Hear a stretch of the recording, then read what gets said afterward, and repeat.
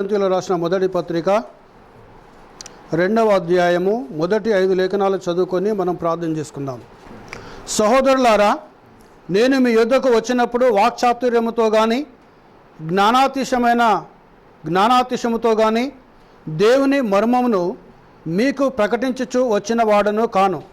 నేను యేసు క్రీస్తును అనగా సిలువ వేయబడిన యేసు క్రీస్తును తప్ప మరి దేనిని మీ మధ్య నేను ఎరుగకుందునని నిశ్చయించుకుంటుని, మరియు బలహీనతోనూ భయముతోనూ ఎంతో వణుకుతోనూ మీ యొద్ద ఉంటిని. మీ విశ్వాసము మనుషుల జ్ఞానమును ఆధారము చేసుకొనక దేవుని శక్తిని ఆధారము చేసుకొని ఉండవలనని నేను మాట్లాడినను సువార్త ప్రకటించినను జ్ఞానయుక్తమైన తీయని మాటలను వినియోగింపక పరిశుద్ధాత్మయు దేవుని శక్తియు కనపరచు దృష్టాంతములనే వినియోగించి తిని. దేవుడి చదవని లేఖనాన్ని దీవించునుగాక. ప్రార్థన చేసుకుందాం. పరిశుద్ధమైన మా తండ్రి, నీకు వందనాలు చెల్లిస్తున్నాము నాయన. దయగల మా యేసయ్య, నీ ఘననామాన్ని బట్టి తండ్రి నీకు వందనాలు చెల్లించుకుంటున్నాం. ఇంతవరకు నాయన పాటల చేత ప్రభా నీ పరిశుద్ధ నామాన్ని స్తుతించాము నాయన, నీ పరిశుద్ధ నామాన్ని గణపరచాము, మహిమపరచాము నాయన. తండ్రి అతి ప్రాముఖ్యమైన అంశంలోకి మేము వెలుచుండగా ప్రభా పరిశుద్ధాత్మదేవ మీ ప్రశ్నతోనూ మా మధ్యలో కుమ్మరించండి. చదవబడిన లేఖనము నీది ప్రభా, నీ లేఖనము ద్వారా నీ బిడ్డలతో మాట్లాడమని మేము ప్రార్థన చేయించున్నాం. మనుషునితో మాట్లాడితే వ్యర్థము, కానీ ఆ మాట ఏ ఉపయోగము కలిగించదు, ఎలాంటి మేలు కూడా చేయదు ప్రభా. నీవు మాట్లాడితేనైనా మాకు ఉపయోగము, నీ మాటలు మాకు మేలు చేస్తాయి, నీ మాటలు మమ్మల్ని బలపరుస్తాయి, నీ మాటలు మమ్మల్ని స్థిరపరుస్తాయి, నీ మాటలు మాకు ఆనందమును, ఉత్సాహమును, సంతోషమును, దీవెనలు, ఆశీర్వాదములు కుమ్మరిస్తాయి నాయన. అలాంటి పరిశుద్ధాత్మదేవ నీవే నీ బిడ్డలతో మాట్లాడండి నాయన. ఈ యూట్యూబ్లో వింటున్న బిడ్డలతో కూడా ప్రభా మీరు మాట్లాడమని మేము ప్రార్థన చేయించున్నాము నాయన. నేను శూన్యమైనాను, జీరో అయినాను ప్రభా, నన్ను మరుగు చేయండి. పరిశుద్ధాత్మడా మీరే రంగస్థలం మీద దిగొచ్చి నీ పరిశుద్ధ ఆత్మ ద్వారా నీ లేఖనం ద్వారా నీ బిడ్డలతో మాట్లాడమని మమ్మల్ని మేము తగ్గించుకుంటూ నీ నామాన్ని మయపరుచు ఘనపరుచు మా ప్రభును మా రక్షకుడైన యేసు క్రీస్తు పరిశుద్ధ నామంలో ప్రార్థిస్తున్నాం తండ్రి, ఆమేన్. దయచేసి కూర్చుందాం. దేవుని పరిశుద్ధ నామానికి మహిమ కలుగునుగాక. సో ఫిబ్రవరి 2026 సంవత్సరము ఫిబ్రవరి నెలలో ఉన్నాం మనం. దేవునికి స్తోత్రం, హల్లెలూయా. దేవునికి మహిమ కలుగును. అంటే దినములు ఎంత త్వరగా గతించిపోతున్నాయి. సమయం లేదు, ఎందుకంటే బైబిల్ చెప్తుంది సమయం లేదు. ఉన్న సమయంలోనే మనము దేవునికి సమీపముగా అనగా దేవునికి హత్తుకొని ఆయనలో జీవించడానికి, ప్రభువులో జీవించడానికి మనము ప్రయాసపడాలి. ఎందుకంటే ఆయన మధ్యాకాశంలోకి రాబోతున్నాడు. ఆయన వచ్చే ముందు ఆయన ఆ విషయాన్ని మరుగు చేస్తున్నాడు. అంటే ఏ సమయంలో వస్తాడో, ఎప్పుడు వస్తాడో సెరాపు దూతలు కానీ పరలోక సైన్యమున కానీ ఈవెన్ యేసు ప్రభు అన్నాడు నాకు కూడా తెలియదు అన్నాడు ఆయన. దేవునికి స్తోత్రం, హల్లెలూయా, హల్లెలూయా. కాబట్టి ఆయన ఏమనంటే ఒక దొంగ ఎలా వస్తాడో నేను అలా వస్తాను, కాబట్టి మీరు సిద్ధపడి ఉండండి అన్నాడు ఆయన. దేవునికి స్తోత్రం, హల్లెలూయా. దేవునికి మహిమ కలుగునుగాక. ఈరోజు మనము సిద్ధపడి ఉండాలి ప్రభు రాకడ కోసము. ఆయన వచ్చినప్పుడు కనురెప్ప పాటున కడబూరం రోగగానే మనము ఎత్తబడతాం. మనం ఇప్పుడు ఎత్తబడాలి అని అంటే మనకి ఏం కావాలనగా విశ్వాసం కావాలి. ఆయన ఏమైనాడు? ఆయన దేవుడు వాక్యమైనాడు. హల్లెలూయా, హల్లెలూయా. ఈరోజు దేవుణ్ణి ఏ మానవుడు ఎప్పుడు చూడలేదు. చూసినా ఏ మానవుడు బతకలేడు. కాబట్టి ఎప్పుడు ఎవరు దేవుణ్ణి చూడలేదు. కాబట్టి ఈరోజు ఆయన కనిపిస్తున్నాడు మనకనంటే ఎక్కడ మనకు ఆయన కనిపిస్తున్నాడుగా ఆ దేవుని యొక్క వాక్యంలో మాత్రమే కనిపిస్తున్నాడు ఆయన. హల్లెలూయా, హల్లెలూయా. అందుకే ఈ ప్రపంచంలో ఈ గ్రంథమును బైబిల్ను తప్ప పరిశుద్ధ గ్రంథమని ఇంకా ఏ గ్రంథంను కూడా అనలేదు. దేవునికి స్తోత్రం, హల్లెలూయా. వేరే గ్రంథాలు ఉన్నాయి, వేరే వాళ్ళవి ఉన్నాయి, కానీ కేవలం యేసు ప్రభువుని గురించి చెప్పిన ఈ గ్రంథమును మాత్రమే పరిశుద్ధ గ్రంథము అన్నారు. ఎందుకు పరిశుద్ధ గ్రంథము అన్నారు అని అంటే ఈ గ్రంథములో పరిశుద్ధుడున్నాడు. హల్లెలూయా, హల్లెలూయా. ఈ గ్రంథంలో ఎవరున్నారండి? పరిశుద్ధుడున్నాడు. ఆ పరిశుద్ధుడు ఎవరైనారు? ప్రభువైన యేసు క్రీస్తు అయినాడు ఆయన. హల్లెలూయా. ఈ పరిశుద్ధుని గురించి చెప్పబడుతుంది కాబట్టి ఈ బైబిల్ను పరిశుద్ధ గ్రంథము అని అంటున్నారు. దేవునికి మహిమ, హల్లెలూయా. అయితే ఈరోజు చూడండి, ఈ పరిశుద్ధుడు అనాది కాలంలోకి వెళ్ళి పురాతన కాలములకు వెళ్ళి ఒక్కొక్క భక్తునితో ఒక్కొక్క రకముగా, ఒక్కొక్క కాలంలో ఒక్కొక్క రకముగా తన్ను తాను బయలుపరుచుకుంటున్నాడు. ఆయన ఆదాము కాలంలో ఒక రకముగా బయలుపరుచుకున్నాడు, అబ్రహాము కాలంలో ఒక రకముగా బయలుపరుచుకున్నాడు. అందరికంటే పురాతనమైన భక్తుడు యోబు, ఆయన కాలంలో ఒక రకంగా బయలుపరుచుకున్నాడు. అదేవిధంగా మోషే కాలంలో ఒక రకంగా బయలుపరుచుకున్నాడు. బాప్తిజం ఇచ్చి యోహాను కాలంలో ఒక రకంగా బయలుపరుచుకున్నాడు. అప్పుడు ఆ దానియేలు కాలంలో ఒక రకంగా బయలుపరుచుకున్నాడు. ఏజికేలు కాలంలో ఒక రకంగా బయలుపరుచుకున్నాడు. చివరికి బాప్తిజం ఇచ్చి యోహాను ఈ లోకమునకు వెలుగును చూపించాడు. హల్లెలూయా, హల్లెలూయా. ఆయన చెప్పిన సాక్ష్యం ఏంటంటే, వెలుగును గురించి నేను సాక్ష్యం ఇవ్వడానికి ఈ లోకానికి వచ్చానన్నాడు. వెలుగు ఎవరైనారు? ప్రభు అయిన యేసు క్రీస్తు అయినాడు. హల్లెలూయా. కాబట్టి ఈరోజు ఏమవుతుంది, ఎలా ఉన్నది అని అంటే, దేవుని యొక్క వాక్యము, దేవుడు ఈరోజు చాలామందికి అర్థం కావటం లేదు.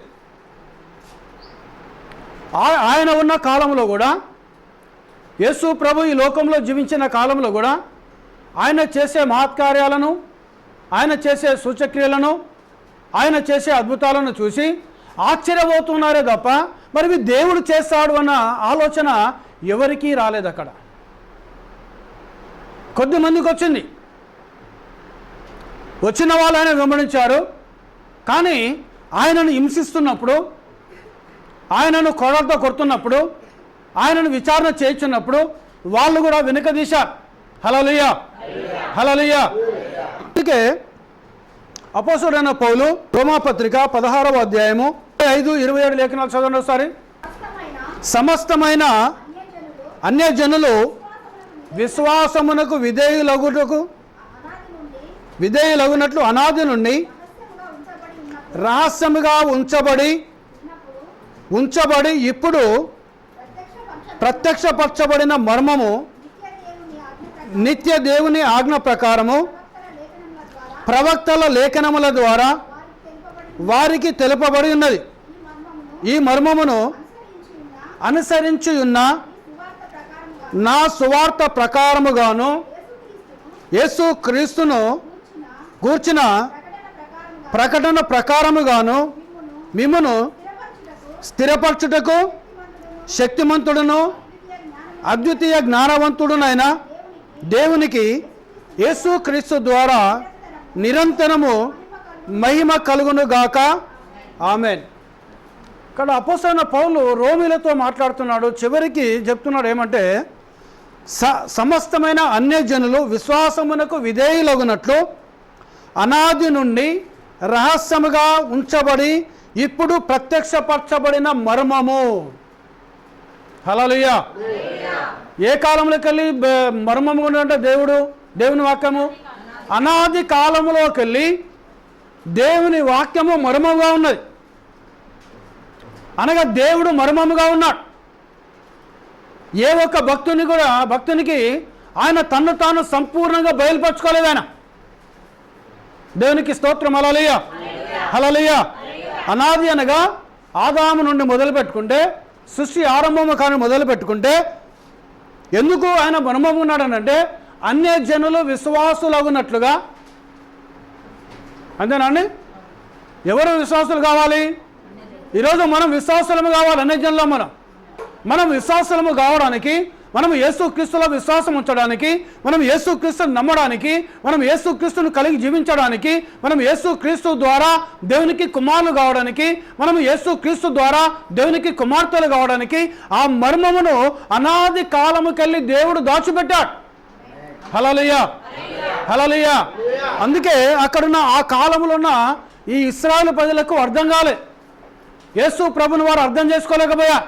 యేసు ప్రభుని వారు మాత్రమే కాదండి, ఇప్పుడున్న సమాజం కూడా, ఇప్పుడున్న క్రైస్తవులు కూడా యేసు ప్రభును అర్థం చేసుకోలేకపోతున్నారు. ఆయన ఒక వ్యక్తి వచ్చాడు, గుడ్డి భర్తమై ఆ పట్టణం గుంట ఆయన పోతున్నాడని విన్నాడు. ఆయన విని దావీదు కుమారుడా నన్ను కరుణించము, దావీదు కుమారుడా నన్ను కరుణించమని కేకలు వేస్తున్నాడు. చాలామంది ఆయన ఆటంకపరిచారు. ఆటంకం వచ్చినప్పుడు ఆయన ఆ భర్తమ యొక్క కేకలు యేసు ప్రభుకు హృదయాన్ని తాకినాయి. దేవునికి స్తోత్రం, హల్లెలూయా. ఆయన హృదయానికి తాకి ఆయన నా వద్దకు తీసుకురండి అన్నాడు. ఎవరైతే భర్తమైన ఆటంకం చేశారో వారే వచ్చి భర్తమైని యేసయ్య దగ్గర తీసుకొని పోయారు. అప్పుడు యేసు ప్రభు అడుగుతున్నాడు, నేను నీకు ఏమి చేయాలని కోరుతున్నావు అన్నాడు ఆయన.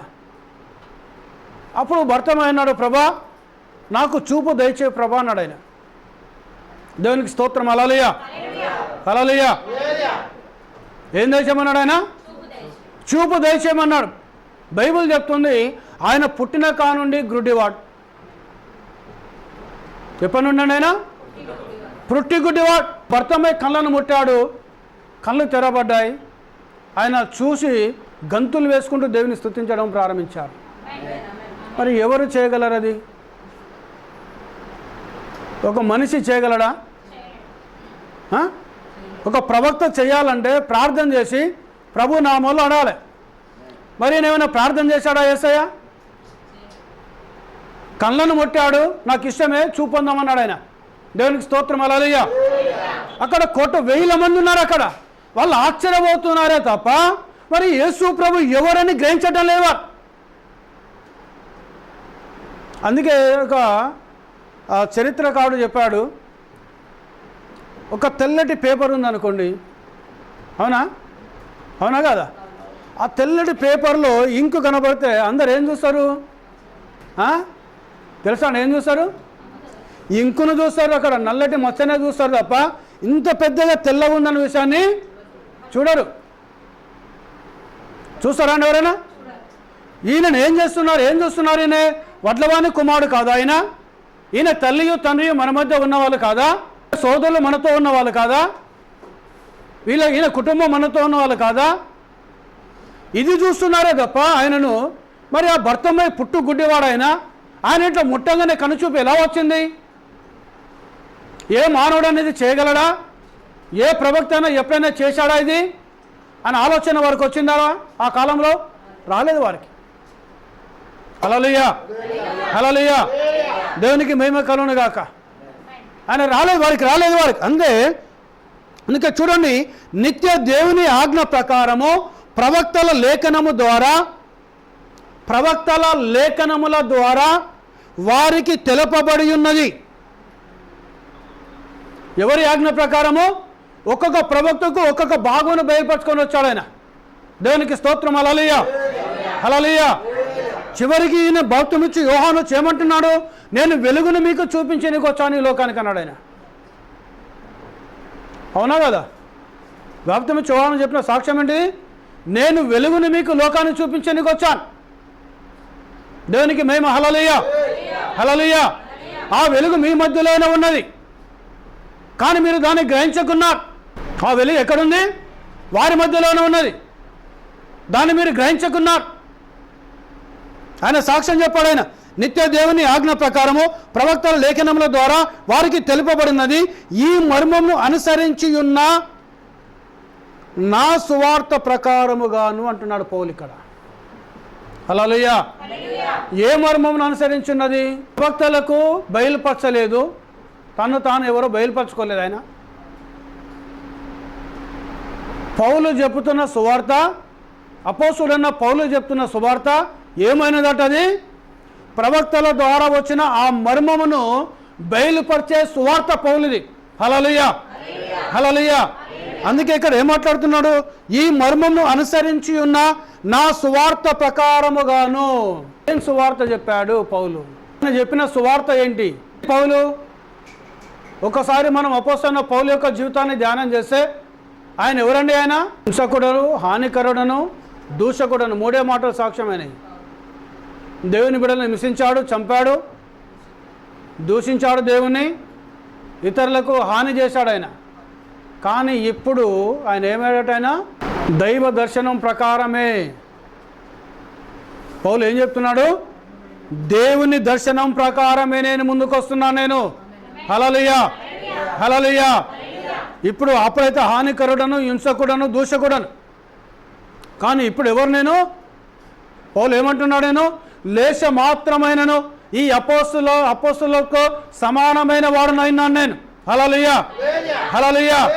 వారికంటే ఏమాత్రము తక్కువమైన వాడు నేను కాను. నేను మరి ఆయన జన్మించింది ఎక్కడ జన్మించాడు? ఆయన ఏ వంశంలో జన్మించాడు? ఆయన బెన్యామీను వంశంలో జన్మించాడు. పరిసయ్యులన్న తెగలో ఆయన జీవించాడు. ఆయన ఆ కాలంలో గమాలియేలు ధర్మశాస్త్ర ఉపదేశకుడైన గమాలియేలు పాదముల మీద కూర్చొని ధర్మశాస్త్రమును క్షుణ్ణంగా ఎట్లా అండి క్షుణ్ణముగా అధ్యయనం చేసిన వ్యక్తి అయిన తన సమాన వయస్సులో ఆయనంతటి పాండిత్యము గలవాడు ఎవడూ లేడు. హల్లెలూయా, హల్లెలూయా. చాలా నిష్ఠగా ఆయన ఎంతో నిష్ఠగా ఎంతో భక్తితో ఎంతో భయముతో ధర్మశాస్త్రమును అధ్యయనం చేసిన వ్యక్తినే. అలా చేసిన వ్యక్తి ఈయన ఎవరిని హింసించాడు? యేసుక్రీస్తు నామములో ప్రార్థన చేసేవారిని, యేసుక్రీస్తు నామములో బాప్తిసం ఇచ్చేవారిని, యేసుక్రీస్తు సంఘముగా కూడుకున్న వారిని, యేసుక్రీస్తును ఆరాధన చేసిన వారిని, యేసుక్రీస్తును మహిమపరిచిన వారిని, యేసుక్రీస్తును ఘనపరిచిన వారిని, యేసుక్రీస్తుకు లోబడి జీవిస్తున్న వారిని చంపడానికి, హింసించడానికి ప్రధాన యాజకుల చేత, రోమా అధికారుల చేత అధికార పత్రములు తీసుకొని సమరయ, యూదయ, యెరూషలేము మొదలుకొని అన్ని పట్టణాలకు వెళ్ళి ఇక్కడ ఏం తీసుకుంటున్నాడు? సైన్యంలో తీసుకొని వెళ్ళి వాళ్ళని హింసించుకుంటూ వీలైతే చంపుకుంటూ తీసుకొచ్చి చెరసాలలో వేస్తున్నాడు ఆయన. అవునండి, వాస్తవమే కదా? మరి ఈయన అన్యుడా? పౌలు అన్యుడు ఆయన కాదు కదా? అన్యుడు కాదు కదా ఆయన. దేవునికి స్తోత్రం, హల్లెలూయా. అన్యజనుల్లో పుట్టిన వ్యక్తి కాదు ఆయన. మరి ఈయనకు ధర్మశాస్త్రం చదువుతున్నాడు. ఇక్కడ రోమా పత్రికలో అదే పౌలు అంటున్నాడు, ప్రవక్తల లేఖనముల ప్రకారముగా అంటే ఆది కారణంకి వెళ్ళి ప్రకటన గ్రంథం మలకి గ్రంథం వరకు ఉన్న లేఖనాల ప్రకారముగా ఆ మర్మమును నా సువార్త ద్వారా మీకు బయలుపరుస్తాను అంటున్నాడు ఆయన. హల్లెలూయా, హల్లెలూయా. ఎవరి సువార్త ద్వారా? అందుకే ఇక్కడ బాప్తిసం ఇచ్చే యోహాను చెప్పిండు ఆయన, ఇగో వెలుగుని మీకు చూపిస్తున్నాను అన్నాడు. ఆయన చూపించింది వెలుగును కాదు. ఎవరిని చూపించాడు? లోక పాపను మోసుకొని పోవు దేవుని గొర్రెపిల్ల యేసును చూపించాడు ఆయన. హల్లెలూయా, హల్లెలూయా, ప్రైజ్ ది లార్డ్. ఎవరిని చూపించాడు ఆయన? వీళ్ళందరూ ఏమనుకుంటున్నారు? ఈయనేదో వెలుగును చూపిస్తాడు మేము అనుకున్నాం, ఈయనేదో గొప్పవాడిని చూపిస్తాడు అనుకుంటున్నాం. కానీ ఎవరిని చూపించాడు? మొన్నటిదాకా మా మధ్యలో నివసించాడు కదా ఆయన, నజరేతు పట్టణంలో నివసించాడు కదా. వీళ్ళ తల్లి, ఈయన తల్లి తండ్రి, ఈయన సోదరులంతా మనతో ఉన్నవాళ్ళు కదా. ఈయనను పట్టుకొని లోక పాపను మోసుకొని పోవు దేవుని గొర్రెపిల్లని యేసు ప్రభుని చూపిస్తున్నాడు ఏంటి ఈయన? హల్లెలూయా, హల్లెలూయా. అవునా అండి, వాస్తవమే కదా? ఏంటిది? బాప్తిసం ఇచ్చే యోహానుకి ఇచ్చిన ప్రత్యక్షత. ఆయన వయసులో 9 సంవత్సరాల వయసులో ఆయన గురించి కూడా మనం కొంచెం ధ్యానం చేస్తే ఆయన తల్లి తండ్రి జకర్యా, ఎలిజబెతులు ఎలాంటి వాళ్ళు? బైబిల్ చెప్తుంది, లూకా సువార్త చెప్తున్నది. వాళ్ళు ఎలాంటి వాళ్ళట? వాళ్ళు దేవుని యొక్క సకలమైన ధర్మశాస్త్రములో, ప్రవక్తల లేఖనములో, వాక్యమంతటిలో భయము భక్తి కలిగి జీవించిన దంపతులు వారు. హల్లెలూయా. వారి గురించి బైబిల్ చెప్తుంది, వారి అనేక సంవత్సరములు ఆమె గొడ్రాలుగా ఉన్నది, వృద్ధాప్యములో ఆమె గర్భం ధరించి కుమారునిగా ఉన్నది. అందరు ఎగతాళి చేస్తారని ఆమె గలిలయ కొండలలోకి వెళ్ళి అక్కడ నివాసము చేయడం ప్రారంభించింది. ఆమె కడుపున పుట్టిన వ్యక్తే బాప్తిసం ఇచ్చు యోహాన్. ఆయన 9 సంవత్సరాల వయసు వరకు వాళ్ళతో ఉన్నాడు. 9 సంవత్సరాల వయసులో ఆయనను ఎవరు తీసుకొని వెళ్ళారు? దేవుని ఆత్మ అరణ్యములోకి తీసుకొని వెళ్ళాడు. హల్లెలూయా. ఆయన మనం తిన్నట్టు మంచి శ్రేష్టమైన ఆహారం తినలేదు ఆయన. తిన్నాడాన్ని? ఏంటిది ఆయన ఆహారం? ఏంటిది? మిడతలు, తర్వాత అడవి తేనె ఆయన యొక్క ఆహారమైనది. మనం కట్టుకున్నట్టు మంచి వస్త్రాలు కట్టుకోలేదు ఆయన, ఒంటె చర్మముతోటి కట్టుకున్నాడు ఆయన. దేవునికి స్తోత్రం, హల్లెలూయా, హల్లెలూయా. సో ఆ విధంగా ఆయన ఆహారం అంతా మిడతలను తిన్నాడు, అడవి తేనె తిన్నాడు, ఏటి నీళ్ళు తాగాడు, అరణ్యములో దేవుని చేత నడిపించబడ్డాడు. ఎన్ని సంవత్సరాలకు వచ్చాడు ఆయన? 30 సంవత్సరాల వయసులో అరణ్యంలోకి వెళ్ళి బయటికి వచ్చి అరణ్యంలో కేక వేయి ఒకని శబ్దం. హల్లెలూయా. వెలుగు మీ మధ్యలో ఉన్నాడు, రక్షకుడు మీ మధ్యలో ఉన్నాడు, మెస్సియా మీ మధ్యలో ఉన్నాడు. మీరు మారు మనసు పొందండి. ఎందుకు బాప్తిసం ఇస్తున్నాడు ఇక్కడ ఈయన? అవునండి, వాస్తవమా కాదా? దేవునికి స్తోత్రం. హల్లెలూయా. వీళ్ళు ఫస్ట్ ఏం చెప్తున్నాడు? మీరు మారు మనసు పొందండి. మీరు మారు మనసు పొందిన ఎవరికి చెప్తున్నాడు ఆయన? అన్నిలకు చెప్తలేడు ఆయన, అన్యజనులకు చెప్పడం లేదు ఆయన. ఎవరికి చెప్తున్నాడు? ఎవరైతే ధర్మశాస్త్రం చదువుతున్నారో, ఎవరైతే ప్రవక్త లేఖనాలు చదువుతున్నారో, ఎవరైతే సినాగోగు మందిరాలకు వెళ్ళి ప్రభును ఆరాధన చేస్తున్నారో, ఎవరైతే అబ్రాహాం, ఇస్సాకు, యాకోబు దేవుని మహిమపరుస్తున్నారో, ఎవరైతే ఈ ధర్మశాస్త్రం చదువుతున్నారో వారికి చెప్తున్నాడు, మీరు మారు మనసు పొందండి. హల్లెలూయా, హల్లెలూయా. అవునా కదా? మరి వాళ్ళకి తెలియదు ఆ లేఖనాలు? చదువుతలేరా వాళ్ళు?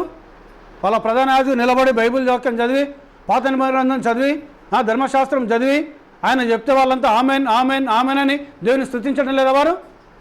మరి ఏ ధర్మశాస్త్రంలో ఏ క్రియలైతే చేస్తాడని రాశారో, ప్రవక్తలు ఈయన వచ్చి ఏ క్రియలైతే చేస్తాడని రాశారో, ఆయన వచ్చి ఆ క్రియలు చేస్తే ఆయన నమ్మటం లేదు. ఆయన ఏమన్నాడని యేసయ్య? మీ ప్రవక్తలు ఏ లేఖనాలు చెప్తున్నాయో ఆ లేఖనాల ప్రకారముగా నేను చెయ్యకపోతే, నా మాటలను కాకుండా నేను చేసే క్రియను బట్టైనా మీరు నన్ను ఆయననని నమ్మండి అన్నాడు ఆయన. హల్లెలూయా, హల్లెలూయా. దేవునికి మహిమ కలుగును గాక, దేవుని నామ ఘనపరచబడును గాక. నమ్ముతున్నారు వాళ్ళు? నమ్మటం లేదు వారు. ఎందుకంటే వారికి అర్థం కావటం లేదు, వారి యొక్క ఊహలకు అర్థం కావటం లేదు, వారి యొక్క ఆలోచనలకు అర్థం కావటం లేదు ఆయన, వారి ఉద్దేశములకు అర్థం కావటం లేదు ఆయన. వాళ్ళ ఎక్స్పెక్టేషన్స్ అన్నీ కూడా చాలా హయ్యర్ ఉన్నాయి వాళ్ళవి. సో ఈరోజు క్రైస్తవులు కూడా అదే విధంగా ఉన్నారు. ఇక్కడ పౌలు ఏం మాట్లాడుతున్నాడు ఆయన? కొరింథీయులు 2వ అధ్యాయం 1వ వాక్యం చదవండి. సహోదరులారా, నేను మీ వద్దకు వచ్చినప్పుడు వాక్చాతుర్యముతో కానీ జ్ఞానాతిశయముతో కానీ దేవుని మర్మమును మీకు ప్రకటించుచూ వచ్చిన వాడను కాను అంటున్నాడు ఆయన. సువార్త చెప్తే వాక్చాతుర్యంతో కాదు చెప్పేది సువార్త, పాలిష్ లాంగ్వేజ్తో కాదు సువార్త చెప్పేది. పౌలుకు లేదా? రాదా? వాక్చాతుర్యం రాదా ఆయనకు? వస్తుంది ఆయనకు. He was a very scholar those days. ఆ కాలంలో ఆయన చాలా గొప్ప స్కాలర్. ఆయన అపోస్తలుడైన పౌలు. ఆయనను మించిన వ్యక్తి లేడు ఆ కాలంలో, అంత గొప్ప స్కాలర్ ఆయన. కానీ ఎక్కడ కూడా ఆయన సువార్త చెప్తే వాక్చాతుర్యముతో ఆయన సువార్త చెప్పడం లేదు ఆయన. దేవునికి స్తోత్రం. హల్లెలూయా. తన తెలివితో ఆయన సువార్త చెప్పడం లేదు ఆయన. అందుకే ఈరోజు మన వాక్యం చదివినప్పుడు మన సొంత తెలివిని కానీ సొంత జ్ఞానముని కానీ ఎవరో ఏదో చెప్పారనే దాని మీద కాకుండా వాక్యం ఏం చెప్తుంది అని చూడాలి మనం. హల్లెలూయా. దేవుని వాక్యం ఏం చెప్తా ఉన్నది? ఈయన చూడండి, గమాలియేలు పాలు నిల్చున్నాడు ఆయన, మారు మనసు పొందుకున్నాడు ఆయన. అవునా అండి? పొందాడా లేదా? పొందలేదు ఆయన. దమస్కు మార్గంలో ఎవరు దాకిలేనను? అగ్నిస్తంభం వెలుగు తాకింది. ఆ వెలుగు తాకిన వెంటనే అననీయ వచ్చి అననీయ ఇంట్లోకి వెళ్ళాడు. అననీయ ప్రార్థన చేశాడు. ఆయన చూపు పొందుకున్నాడు. ఆయన వచ్చాడు. ఏం చేశాడు ఆయన? పేతురు దగ్గరికి వెళ్ళి మాట్లాడిందా? పోయాడా పేతురు దగ్గరికి? యేసు ప్రభుని కన్నా మరియమ్మ దగ్గరికి వెళ్ళాడా? ప్రధాన యాజకుల దగ్గరికి వెళ్ళాడా? గమాలియేల దగ్గరికి వెళ్ళాడా? లేదంటే మంచి మంచి పండితుల దగ్గరికి వెళ్ళాడు ఆయన? ఆయనతో 12 మంది 11 మంది అపోస్తలుల దగ్గరికి వెళ్ళిండు ఆయన? ఎక్కడికి వెళ్ళలేదు ఆయన. హల్లెలూయా. ఎక్కడికి వెళ్ళాడు ఆయన? అరేబియా దేశానికి వెళ్ళాడు. ఏం పట్టుకొని వెళ్ళాడు? ధర్మశాస్త్రమును ప్రవక్త లేఖనములను పట్టుకొని అరేబియా దేశానికి వెళ్ళి 3 సంవత్సరములు ధ్యానించడం ప్రారంభించాడు ఆయన. అందుకే ఆయన ఏమన్నాడు? ఏ మనుషుడు నాకు దీన్ని బయలుపరచలేదు అన్నాడు ఆయన. హల్లెలూయా, హల్లెలూయా. ఈరోజు వాక్యం నీకు బయలుపరచబడాలంటే మనుషుని యొక్క థియాలజీ కాదు నీకు బయలుపరచేది. నీకు ఏం కావాలి? నన్ను చాలామంది అడుగుతారు నన్ను, బ్రదర్ మీరు ఎక్కడ థియాలజీ చేశారు బ్రదర్? మీ థియాలజీ కాలేజ్ ఎక్కడ పోయారంటారు నన్ను. థియాలజీ కాలేజీ బెంగళూరులో చేశారా, చెన్నైలో చేశారా అని అడుగుతారు నన్ను. నేను థియాలజీ చేయలేదు బ్రదర్, కానీ నియాలజీ అనేది చేశాడేనన్నా. అది వాళ్ళకి అర్థం కాదు. నియాలజీ అంటే ఇప్పుడు కొత్త కోర్సా అంటున్నారు. ఇది కొత్త కోర్సు కాదు, అనేక వందల వేల సంవత్సరాలకి వెళ్ళి ఉన్న కోర్సు ఇది అన్నా నేను. ఏంటి బ్రదర్ అని అంటే మోకాళ్ళ ప్రార్థన. ఏం కావాలి? ఏం కావాలండి? మోకాళ్ళ ప్రార్థన కావాలి. హల్లెలూయా, హల్లెలూయా. దేవునికి మహిమ కలుగును గాక. యేసు క్రీస్తు నిన్న నేడు యుగ యుగములకైనా ఏకరీతిగా ఉన్న దేవుడు. ఆయన మారని దేవుడు, మార్పు లేని దేవుడు. దేవునికి స్తోత్రం. హల్లెలూయా. స్వస్థతలు అద్భుతాలు జరుగుతూ ఉంటాయి, అవి పోతూనే ఉంటాయి అవి అక్కడ. వాటిని కాదు మనం ఫోకస్ చేసి, దేన్ని ఫోకస్ చేయాలి? దేవుని యొక్క వాక్యం మనం ముందు పెట్టాలి మనం. హల్లెలూయా. చూడండి, 3 సంవత్సరాలు ఆయన ఏం చేశాడైనా? లేఖనాన్ని ధ్యానించడం ప్రారంభించాడైనా. ఏ అగ్నిస్తంభం అయితే ఆయనను తాకిండో, ఏ వెలుగైతే ఆయనను తాకిండో ఆ మర్మాలను మొత్తం బయలుపరిచేశాడు దేవుడు. ఇప్పుడు వచ్చి ఏం మాట్లాడుతున్నాడు ఆయన? వాక్చాతుర్యముతో నేను మీకు సువార్తను చెప్పడం లేదు, జ్ఞానముతో నేను మీకు సువార్తను చెప్పడం లేదు. ఆయన వాక్చాతుర్యము గలవాడు, ఆయన చాలా జ్ఞానము గలవాడు. ఆయన దేవునికి స్తోత్రం. హల్లెలూయా. జ్ఞానయుక్తమైన మాటలు ఆయన చెప్పడం లేదు. ఆయన దేవుని మర్మమును దేని బయలుపరుస్తున్నాడు ఆయన? అవునా కాదా? వాస్తవమేనా అండి? సో ఈరోజు కూడా దేవుడు మర్మంగా ఉన్నాడు. అర్థం కావటం లేదు చాలామందికి. దేవుడు ఈరోజు కూడా మర్మంగా ఉన్నాడు. ఆయన అర్థమయ్యే వాళ్ళకి అర్థమవుతున్నాడు ఆయన, కానీ అర్థం కాని వాళ్ళకి అర్థం కావటం లేదు ఆయన. దేవునికి స్తోత్రం. హల్లెలూయా.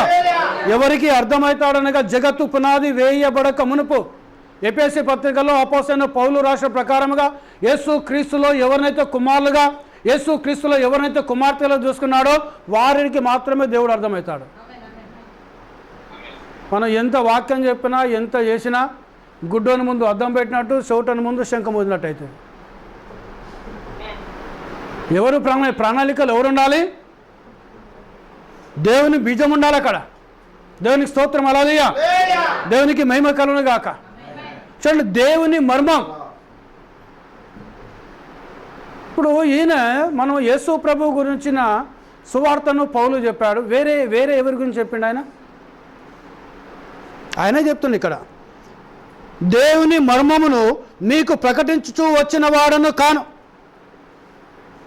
అంటే కొరింథీలోకి వచ్చి అలా సంఘాన్ని ఏర్పాటు చేశాడు ఆయన. అవునండి, కొరింథీ అనేది పట్టణం. అది those days it was a great city, Corinthians. ఆ కాలంలో అదొక పట్టణం. ఆ పట్టణంలో ఒక సంఘాన్ని ఏర్పాటు చేశాడు ఆయన. మరి ఆ సంఘస్థులకు ఎవరు దేవుడు అని చెప్పాడు? దేవుడు ఎవరని చెప్పాడు ఆయన? అవునా కదా? దేవుని బయలుపరచాలి కదా, వాళ్ళకి అక్కడ చెప్పాలి కదా. ఆయన ఓ సంఘం ఏర్పాటు చేసి మరి మన దేవుడు ఈయన అయినాడు, ఈయనని మనం ఆరాధన చేద్దామని చెప్పాలని చెప్పొద్దు ఆయన. దేవుని స్తోత్రం. హల్లెలూయా. చెప్పాలి ఆయన. చెప్పకపోతే వాళ్ళు ఏ దేవుని మొక్కుతారు? వాళ్ళు దేవుని చెప్తారు? వాళ్ళు దేవుడైన వ్యక్తి, ఒక వ్యక్తి ఉన్నాడు. ఆ వ్యక్తి ఎవరో చెప్పాలి ఈయన. దేవునికి స్తోత్రం. హల్లెలూయా, హల్లెలూయా. చెప్పిండు, కొరింథీలో చెప్పిండు ఆయన. దేవునికి మహిమ కలుగును గాక. చూడండి ఏమంటున్నాడు ఆయన? దేవుని మర్మమును మీకు ప్రకటించుచూ వచ్చిన వాడని కాను నేను. ఆయన చెప్తున్న సాక్ష్యం ఏంటంటే యేసు క్రీస్తును అనగా సిలువ వేయబడిన యేసు క్రీస్తును తప్ప. ఈయన చెప్పింది యేసు క్రీస్తును అనగా సిలువ వేయబడిన యేసు క్రీస్తును తప్ప ఇంకేమంటున్నాడు ఆయన? మరి దేనిని మీ మధ్య ఎరగకుందునని నిశ్చయించుకొంటిని. ఎవరిని చెప్పిండు? కొరింథీలకి. ఎవరిని నేను చెప్పింది? సిలువ వేయబడిన యేసు క్రీస్తును తప్ప మరి ఎవరిని కూడా నేను మీకు చెప్పలేదు అంటున్నాడు ఆయన. హల్లెలూయా, హల్లెలూయా. అవునా కాదా? వాస్తవమే కాదా? యేసు క్రీస్తును తప్ప మరి ఎవరిని నేను చెప్పలేదు అంటున్నాడు ఆయన. ఏ యేసు క్రీస్తు? ఈరోజు కూడా చాలామంది జీసస్ అని, క్రైస్ట్ అని పేరు పెట్టుకుంటున్నారు. అవునా కదా? నేను మీకు సమయం ఉంటే ఇంకా వేరే యేసులు కూడా ఉన్నారు బైబిల్లో, నేను చూపిస్తాను నేను వాళ్ళని. బైబిల్లో యేసు అనేటోళ్ళు ఉన్నారు ఇంకా, తెలుసా అండి మీకు? నేను చూపిస్తాను. దేవునికి మహిమ. హల్లెలూయా. అందుకే నేను స్పెషల్గా చెప్తున్నాడు, సిలువ వేయబడిన యేసు క్రీస్తును తప్ప మరి ఎవరిని నేను మీ మధ్య ఎరగలేదు అనగా నేను తెలుసుకున్న వ్యక్తినే మీకు చెప్తున్నాను నేను. దేవునికి మహిమ. హల్లెలూయా. మరియు బలహీనతోనూ భయముతోనూ ఎంతో వణుకుతో మీ యొద్ద ఉంటుంది. ఈయన ప్రవర్తన ఎలా ఉందట పౌలుది?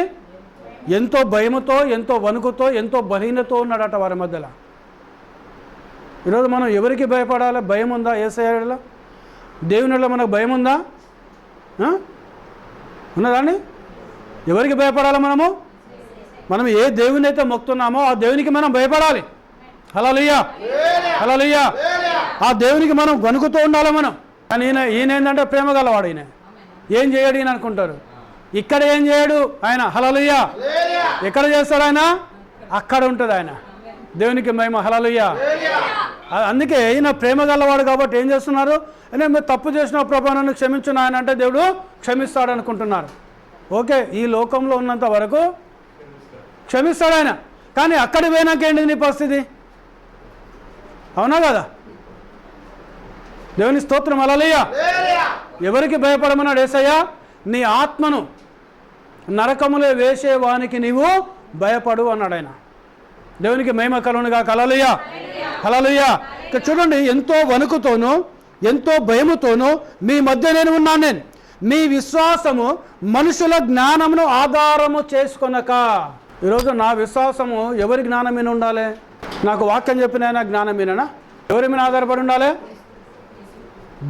ఏ బైబిల్ అయితే చదువుతున్నావో, ఏ వాక్యం అయితే చదువుతున్నావో ఆ వాక్యమును ఆధారం చేసుకొని మన విశ్వాసం ఉండాలి. హల్లెలూయా.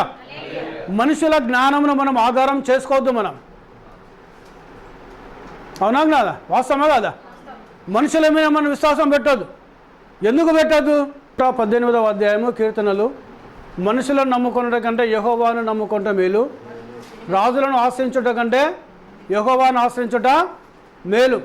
118, 7, 8 లేదనుకోండి. మనుషులను నమ్ముకుంట కంటే యెహోవాను ఆశ్రయించుట మేలు, రాజులను నమ్ముకుంట కంటే యెహోవాను ఆశ్రయించుట మేలు. హల్లెలూయా. ఈ మాట ఎవరు చెప్తున్నారు? దావీదు మహారాజు చెప్తున్నాడు. దేవునికి స్తోత్రం. హల్లెలూయా. అవునా కదా? ఎవరిని ఆధారం చేసుకోవాలి? నువ్వు దేవుని ఆధారం చేసుకోవాలి. ఎవరిని నమ్మకం ఉంచాలి? నువ్వు దేవుని మీద నమ్మకం ఉంచాలి. ప్రతి మామ అనే మాట అబద్ధం అండి. అవునా కదా? ఈరోజు చాలామంది మనం అబద్ధాలే ఆడను, నేను చాలా నీతిమంతుని, నేను చాలా గొప్పవాడిని నేనని విరవీగుతూ అంటారు చాలామంది. కానీ మనుషుని జ్ఞానము ఆధారం చేసుకోవద్దు, మనిషిని తెలివిని ఆధారం చేసుకోవద్దు, మనిషిని మాట మీద ఆధారం చేసుకోవద్దు. దేవుని మాట మీద ఆధారపడి ఉండాలి, దేవుని మీద నమ్మకం ఉంచాలి, దేవుని మనం ఆశ్రయించాలి. ఎందుకంటే నీతిమంతుడు ఒక్కడు లేడు, అందరూ పాపము చేసి దేవుడి నుంచి మహిమను పొందలేకపోతున్నారు. ఒకడే నీతిమంతుడు, ఆయన ప్రభువైన యేసు క్రీస్తు అయినాడు. ఆయన ఒకడే పరిశుద్ధుడు, ఆయన ప్రభువైన యేసు క్రీస్తు అయినాడు. ఒకడే మంచివాడు, ఆయన ప్రభువైన యేసు క్రీస్తు అయినాడు. హల్లెలూయా. సత్యవంతుడు ఒకడే, ఆయన ప్రభువైన యేసు క్రీస్తు అయినాడు. ఆయన నామానికి మహిమ కలుగును గాక. అందుకే దావీదు ఆయనను ఆధారం చేసుకున్నాడు కాబట్టి గొర్రెల దొడ్డులోకి వెళ్ళి తీసుకొని వెళ్ళి దావీదును ఇశ్రాయేలు దేశమైన రాజుగా పెట్టాడు. దేవునికి స్తోత్రం. హల్లెలూయా. దావీదు యుద్ధానికి పోతే ఆయన ముందు ఎవరు నిలబడలేకపోయాడు. ఎవరిని ఆధారం చేసుకున్నాడు? ఆయన సైన్యంను ఆధారం చేసుకున్నాడా? తన బలంను ఆధారం చేసుకున్నాడా? అవునండి. తన కవచాన్ని ఆధారం చేసుకున్నాడా? లేదండి. దేవుని స్తోత్రం. హల్లెలూయా. ఎవరిని ఆధారం చేసుకున్నాడు? ఈరోజు నువ్వు నిజమైన క్రైస్తవుడు అయితే, నువ్వు నిజమైన దేవుని కుమారుడు అయితే, నువ్వు నిజమైన దేవుని బిడ్డవైతే, నువ్వు నిజమైన దేవుని కుమార్తె అయితే దేవుని యొక్క వాక్యమును మనం ఆధారం చేసుకోవాలి. హల్లెలూయా, హల్లెలూయా. ఎందుకు అనంటే వాక్యము దేవుడు అయినాడు. మనకొకటి ఇచ్చాడు యేసయ్య, తెలుసా అండి? పోయేటప్పుడు ఆయన ఏమి ఇచ్చిండు తెలుసా? యోహాను సువార్త 17వ అధ్యాయం ఒకసారి చదవండి. ఆయన ఏమి ఇచ్చిండో మనకు. ఆయన ఇచ్చింది ఏదో ఇక్కడ ఉన్నది. యోహాను సువార్త 17వ అధ్యాయము 17, 14. వారికి నీ వాక్యము ఇచ్చి ఉన్నాను. హల్లెలూయా. నేను లోక సంబంధిని కానట్టు వారును లోక సంబంధులు కారు. చాలమ్మా. ఏమిచ్చినట్టు ఆయన మనకు? ఏమిచ్చాడండి ఆయన? వాక్యం ఇచ్చాడు ఆయన. ఇప్పుడు నువ్వు దేని నమ్మాలి? నువ్వు దేవుని వాక్యం మాత్రమే నమ్మాలి. హల్లెలూయా.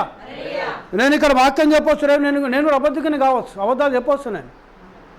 ఎందుకంటే రేపు ఏం జరుగుతుందో నాకు తెలియదు, నాకు ఎల్లుండి ఏం జరుగుతుందో నాకు తెలియదు నాకు. అవునా కదా? కానీ ఎవరిని ఆధారం చేసుకోవాలి? నువ్వు వాక్యంను ఆధారం చేసుకోవాలి. ఎందుకంటే దేవుడు మనకు వాక్యం ఇచ్చాడు. అందుకే పౌలు సౌలుగా ఉన్నప్పుడు గమాలియేలు పాద కూర్చున్నాడు, నేర్చుకున్నాడు. అగ్నిస్తంభం ప్రత్యక్ష పొందిన తర్వాత, వెలుగు ఆయన తాకిన తర్వాత ఎవరి దగ్గర పోలేదు ఆయన. పోయిండా? ఎక్కడికన్నా పోయిండా ఆయన? ఎవరి దగ్గర పోలేదు. ఎక్కడికి పోయిండు ఆయన? ధర్మశాస్త్రమును ప్రవక్తల లేఖనములు తీసుకొని ఎక్కడికి వెళ్ళాడు ఆయన? అరేబియా దేశానికి వెళ్ళిండు ఆయన. మీరు చదవండి, గలతీ పత్రికలో నేను చెప్పేటువంటి ఉంటాయి అక్కడ. దేవునికి మహిమ కలుగునుగా. హల్లెలూయా. అరేబియా దేశం ఏం తీసుకున్నాడు ఆయన? ధర్మశాస్త్రం తీసుకున్నాడు. మోషే ఏం రాశాడు? ప్రవక్తలు ఏం రాశాడు? అసలు యేసు క్రీస్తు అంటే ఎవరైనా? ఆయన ఎవరైనాడు? ఆయన దేవునికి మహిమ. హల్లెలూయా అని లేఖనాలను తీసుకొని అరేబియా దేశానికి వెళ్ళి ధ్యానించడం ప్రారంభించాడు. అందుకే చెప్తున్నాడు, యేసు క్రీస్తును తప్ప, అనగా సిలువ వేయబడిన యేసు క్రీస్తును తప్ప మరి ఎవరిని మీ మధ్య నేను ఎరగకున్నాను. ఇంకా నాకెవ్వరూ తెలియదు, సిలువ వేయబడిన యేసు క్రీస్తును మాత్రమే నేను ఎరిగి ఉన్నాను అన్నాడు ఆయన. ఇప్పుడు ఈయనకి ఇక దేవుడు ఎవరు? ఎవరండి దేవుడు ఈయనకు? ఇంకెవరైనా చెప్పిండు ఆయన? అందుకే మన విశ్వాసము, మీ విశ్వాసము మనుషుల జ్ఞానము ఆధారము చేసుకొనక దేవుని శక్తిని ఆధారము చేసుకొని ఉండవలనని. ఎవరిని ఆధారం చేసుకోవాలను? దేవుని శక్తి మీద ఆధారపడాలను. హల్లెలూయా. హల్లెలూయా. ఈరోజు నీకన్నా కష్టం వచ్చిందా ప్రియ సోదరుడా? దేన్ని ఆధారం చేసుకోవాలి? దేవుని శక్తిని నువ్వు ఆధారం చేసుకోవాలి. నువ్వు ఆరాధన చేస్తున్న దేవుడు సర్వశక్తి గల దేవుడు ఆయన కాదండి? అవునా కాదా? అబ్రాహాం దగ్గరికి వచ్చాడు, ఆదికాండం 17 ఏమన్నాడు? నేను సర్వశక్తి గల దేవుడు అని అన్నాడు ఆయన. హల్లెలూయా. హల్లెలూయా. అందుకే పౌలు అంటున్నాడు, నీ విశ్వాసము మనుషుల జ్ఞానమైన కాక, మనుషుల ఆలోచనల మీద కాక, వాళ్ళు ఏదో చెప్పారని కాక, వీళ్ళు ఏదో చెప్పారనేది కాకుండా ఎక్కడ ఉండాలని విశ్వాసము? దేవుని శక్తి మీద. హల్లెలూయా. అంతేనాని? నీకైనా కష్టం వచ్చిందా? ఎవరిని ఆశ్రయించాలను? దేవుని శక్తిని ఆశ్రయించాలను. నీకైనా శోధన వచ్చిందా? ఎవరిని ఆశ్రయించాలను? దేవుని శక్తిని ఆశ్రయించాలను. నీకైనా బలహీనత వచ్చిందా? ఎవరిని ఆశ్రయించాలను? దేవుని శక్తిని ఆశ్రయించాలను. హల్లెలూయా. హల్లెలూయా. ఎందుకనగా ఆయన నీకు సహాయం చేసే దేవుడు అయినాడు. అందుకని నువ్వు అధైర్యపడొద్దును. ఏ విషయంలో కానీ ఎంత కష్టం వచ్చినా, ఎంత శ్రమ వచ్చినా నువ్వు అధైర్యపడకుండా దేవుని శక్తిని నీ ముందు పెట్టుకో. దేవుని శక్తిని ఆధారం చేసుకో. దేవుని శక్తి అన్న విశ్వాసం ఉంచు. దేవుని యొక్క వాక్యం ముందు నమ్మకం ఉంచు. ఏ దేవుని అయితే నువ్వు ఆధారపడుతున్నావో, ఏ దేవుని శక్తిని అయితే ఆశ్రయిస్తున్నావో, ఏ వాక్యం అయితే ఆశ్రయిస్తున్నావో, ఆ వాక్యంలో ఉన్న దేవుడు, ఆ దేవుని శక్తి గల దేవుడు వచ్చి నీకు సహాయం చేస్తాడు ఆయన. హల్లెలూయా. హల్లెలూయా. అందుకే మనుషుని మీద ఆధారపడద్దు మనం. మనుషుల జ్ఞానం మీద మనం ఆధారపడదు. మనం వాక్యం ఏమి చెప్తుందో దాన్ని మనం చూడాలి మనం. ఎందుకంటే ఏమి ఇచ్చిండు నీకు దేవుడు? పలాని వ్యక్తిపై మాట వినమన్నాడు, ఆయన మాట వినుకో అని చెప్పిండు ఆయన. చెప్పిండని? ఈయన పెద్ద స్కాలర్ అయినా ఈయన ఈ స్కాలర్ మాట వినమని చెప్పిండు ఆయన. నేను మీకు ఒక పెద్ద స్కాలర్ను పంపిస్తున్నాను అన్నాడు ఆయన. ఏమిచ్చాడు ఆయన? వాక్యంని ఇచ్చాడు మనకైనా. వారికి నీ వాక్యం ఇచ్చాను అంటున్నాడు. నీ వాక్యం అంటే ఎవరిది వాక్యము? దేవుని వాక్యం. హల్లెలూయా. వారికి నీ వాక్యం ఇచ్చాను అన్నాడు. ఈరోజు మనకు యేసయ్య ఇచ్చింది అనగా దేవుని యొక్క వాక్యం ఇచ్చాడు మనకు. దేవునికి మహిమ కలుగును గాక. అందుకే దేవుని శక్తిని ఆధారము చేసుకొని ఉండవలనని నేను మాట్లాడినను, సువార్త ప్రకటించినను. ఆయన మాట్లాడిన, ఆయన సువార్త ప్రకటించిన. మనుషుల మాటలతో రాలేదు ఆయన. ఏమన్నారు తెలుసా అండి? నేను గమాలియేలు పాదాల దగ్గర నేర్చుకున్నదంతా పెంట కుప్ప అన్నాడు ఆయన. ఈరోజు చాలామంది నేను బైబిల్ కాలేజ్ చేసిన, నేను థియాలజీలో నేను డాక్టరేట్ బ్రదర్ పెట్టుకుంటాడు, ట్యాక్స్ పెట్టుకుంటాడు, ఎంటీహెచ్, డిటిహెచ్, బీటీహెచ్ అని, డీడీ అని, డాక్టర్ ఆఫ్ డివినిటీ అని, ఇవన్నీ ట్యాక్స్ పెట్టుకుని. కొంతమంది ఏమో స్వస్థత వరం గలవారు, ప్రవచన వరం గలవారు, భాషల వరం గలవారు, ఇవన్నీ ట్యాక్స్ పెట్టుకో. మీటింగ్లు అవుతున్నాయంటే కింద ఏమున్నాయి ట్యాక్స్ చూస్తారు వీళ్ళు. అబ్బో స్వస్థత వరం అంటే పోదాం మనం. యేసయ్యని నమ్ముకుంటే స్వస్థతలు అనేటిది చాలా తక్కువ అండి. అది దేవుని కృపావరాల్లో 9 కృపావరాల్లో స్వస్థత పరచడం అనేది చాలా చిన్నది. అది ఇప్పుడు దాన్ని హైలైట్ చేస్తాను వాళ్ళు. అవునా కదా? ఏమన్నాడు ఆయన? నమ్మిన వారిని ఈ సూచక్రియలు వెంబడించును అన్నాడు ఆయన. అంతేనా కదా? వాస్తవమా కదా? ఎవరిని నమ్మిన వారిని? మరి యేసుక్రీస్తుని నమ్మిన వారిని సూచక్రియలు వెంబడిస్తాయనంటే స్వస్థతలు చేసే వారి దగ్గరికి ఎందుకు పోవాలి? అవునా కదా? వాస్తవమా కదా? వాస్తవమేనా? అంటే నీకేం లేదు, సంపూర్ణంగా యేసయ్య మీద నమ్మకం లేదు నీకు. దేవునికి స్తోత్రం. హల్లెలూయా. నువ్వు సంపూర్ణంగా యేసయ్య వాక్యం మీద నమ్మకం వచ్చినప్పుడు ఎవరో వచ్చి ఏదో ఎక్కడ నువ్వు స్వస్థతలు అక్కడ పోవాల్సిన అవసరం లేదు నీకు. నువ్వు ఎక్కడ కూర్చొని ప్రార్థన చేసి అక్కడ నీతో దేవుడు ఉండాలి. నీ విశ్వాసం అలా ఉండాలని, నీ నమ్మకం ఆ విధంగా ఉండాలని, నీ ప్రార్థన జీవితం ఆ విధంగా ఉండాలి. హల్లెలూయా. నీకు అయితే లేదంటే ఇప్పుడు ఫర్ ఎగ్జాంపుల్ చెప్తాను, నాకు లైట్ ఉందండి, అవునా కదా? ఆ లైట్ ఎక్కడ స్విచ్ అయితే వెలుగుతుంది, ఇక్కడ స్విచ్ అయితే లైట్ వెలుగుతుంది. ఈ స్విచ్ తీసి ఆ వైర్లు నేను పట్టుకున్నాను అనుకో, నాలుగు ఎంత రావాలి? ఎంత శక్తి రావాలి నాలోకి? ఆ లైట్కి ఎంత శక్తి అవుతుందో ఆ లైట్ని వెలిగిస్తున్న వైర్లను పట్టుకుంటే నాలో కూడా అంతటి శక్తి వచ్చి షాక్ కొట్టిన పడిపోవాలి నేను. వాస్తవమా కదా? హల్లెలూయా. హల్లెలూయా. నేను చెప్పే సత్యమేనాని? వాస్తవమా కదా? మరి దేవుడు ఎవరు? సర్వశక్తిమంతుడు ఆయన. హల్లెలూయా. మరి నువ్వు దాక్కుతున్నావు లేదా? ఆయన దేంతో దాక్కుతున్నావు? ప్రార్థన ద్వారాను యేసయ్యను తాకాలను. దేంతో తాకాలను? ప్రార్థన ద్వారా యేసయ్యను తాకినప్పుడు యేసయ్యలో ఉన్న శక్తి నీలోకి రావాలి. హల్లెలూయా. హల్లెలూయా. యేసయ్యలో ఉన్న ప్రభావం నీలోకి రావాలి. యేసయ్యలో ఉన్న అధికారం నీలోకి రావాలి. హల్లెలూయా. యేసయ్యలో ఉన్న మహిమ నీలోకి రావాలి. దేవునికి ఘనత కలుగును గాక. హల్లెలూయా. మరి వస్తలేదంటే ఎక్కడ లోపం ఉన్నది? ఆ కరెంట్లో లోపం ఉందా, మనలో లోపం ఉందా?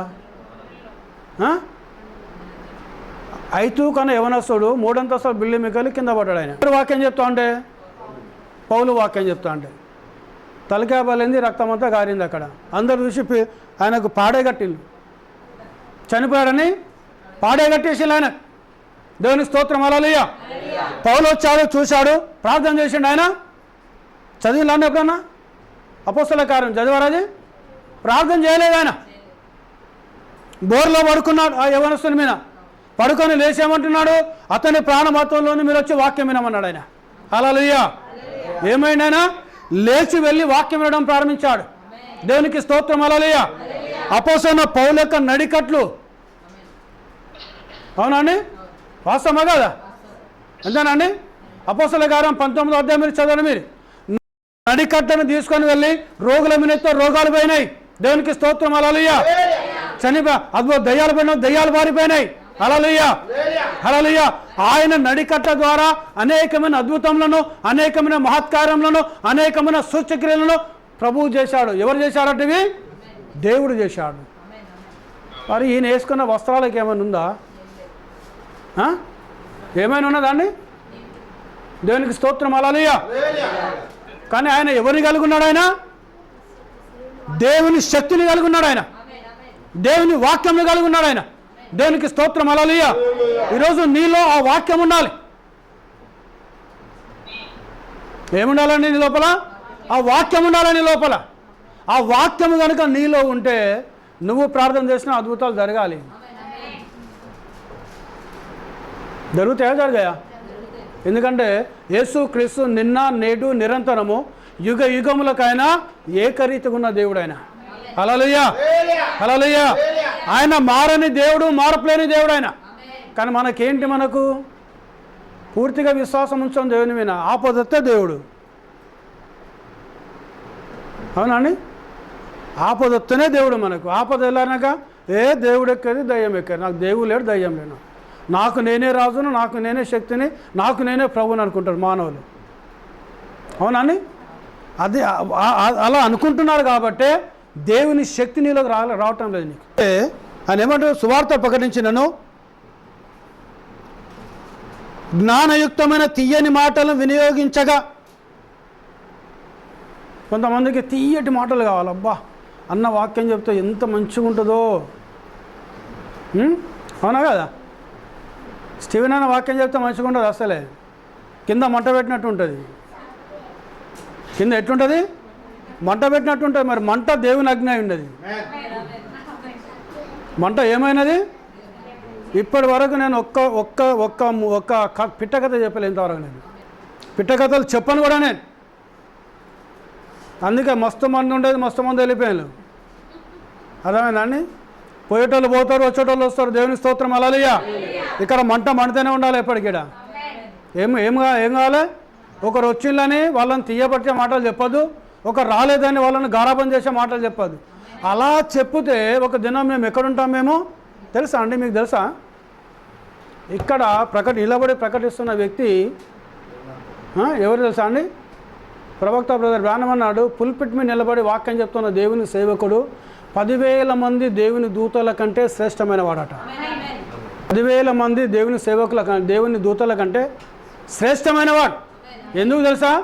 యేసు క్రీస్తుని గురించి చెప్తున్నారు. హల్లెలూయా, హల్లెలూయా. ఎవరిని చెప్తున్నారండి? యేసు క్రీస్తుని గురించి. దేవునికి మహిమ కలుగును గాక. చూడండి, ఇలాంటి ఆధిక్యత ఇచ్చిన ఈ వ్యక్తి అనగా ప్రపంచంలో ఏ సేవకుడైనా కావచ్చు, ఇక నిలబడి వాక్యం చెప్పుతూ ఉంటే దేవుడు ఏం చేస్తున్నాడు తెలుసా అండి? రికార్డ్ చేస్తున్నాడు ఆయన. మీలో అనేకులు బోధకులుగా ఉండకుడి, బోధకులకు 2 శిక్ష అన్నాడు దేవుడు. వాస్తవమా కాదా? ఏ ఒక్క వాక్యము తప్పు చెప్పినా నేను ఇక్కడ నిలబడాలి తిరుపతి దినమన్నాడు. ఎక్కడ నిలబడాలి? ధవల సింహాసనం నేను నిలబడాలి. నేను ఒకవేళ అబద్ధం ఆడినా ఆయన రికార్డ్ చేసినా ప్రే చేస్తాడు ఆయన. అవునా?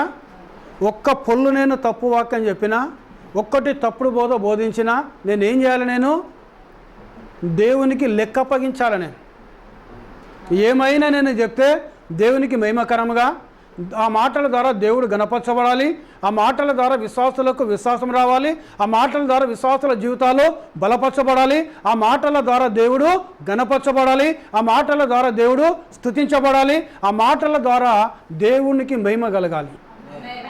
అవునా కదా? అవే కదా నన్ను పెట్టింది. అందుకే కదా దేవుడు మిమ్మల్ని సంతోషపెట్టి పెట్టిండా నన్ను? మిమ్మల్ని ఆనందపరచాలని పెట్టిండా దేవుడు నన్ను? ఎవరిని నేను ఆనందపరచాలి?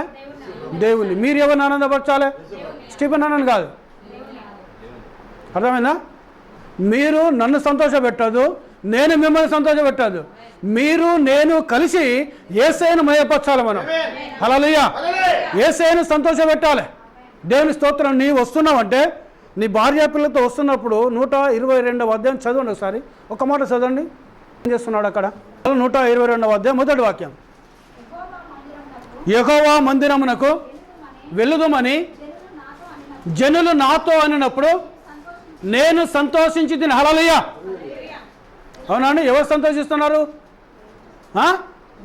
నువ్వు దేవుని మందిరానికి వస్తున్నావంటే దేవుడు సంతోషిస్తున్నాడు. ఇక్కడికి వచ్చి నువ్వు ఎవరిని సంతోషపెట్టాలి? దేవుని సంతోషపెట్టాలి. హల్లెలూయా. నేను కూడా ఎవరిని సంతోషపెట్టాలి? దేవుని సంతోషపెట్టాలి.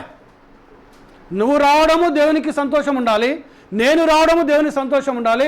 మనందరం కలిసి దేవుణ్ణి సంతోషపెట్టినప్పుడు అప్పుడు దేవుడు మనల్ని దీవిస్తాడు ఆయన. అవునా కదా? వాస్తవాన్ని. మరి నేను మిమ్మల్ని సంతోషపెట్టే మాటలు పౌలు మాట్లాడలేదు. ఎక్కడ మాట్లాడండి ఆయన? ఎక్కడా మాట్లాడలేదు ఆయన. ఎక్కడ కూడా ఆయన మాట్లాడలేదు ఆయన. ఆయన నామానికి, దేవుని నామాన్ని మహిమ కలుగును గాక.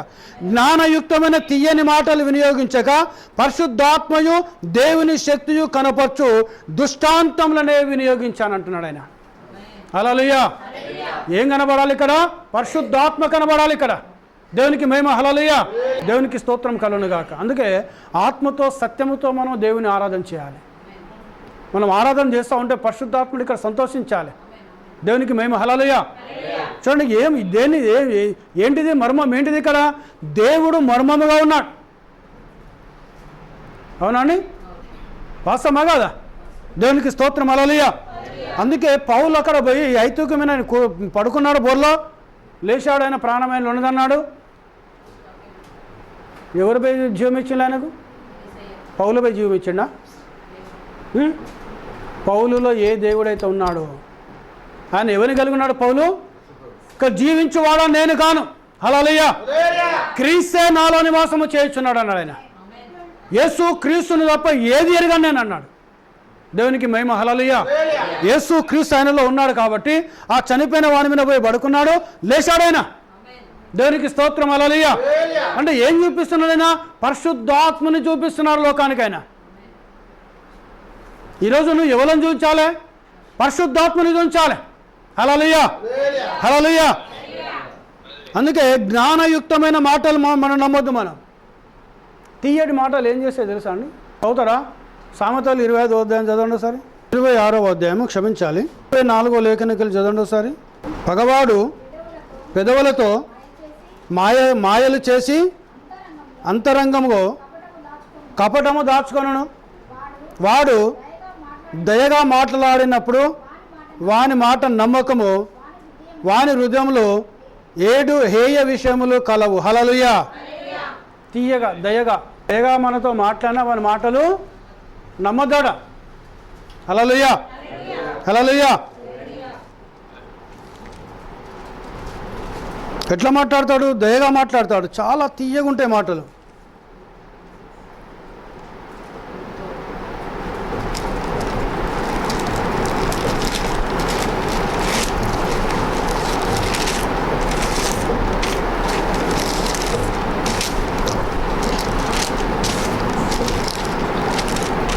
కానీ నేను కాదు మాట్లాడేది, నేను చెప్తలేను ఇది.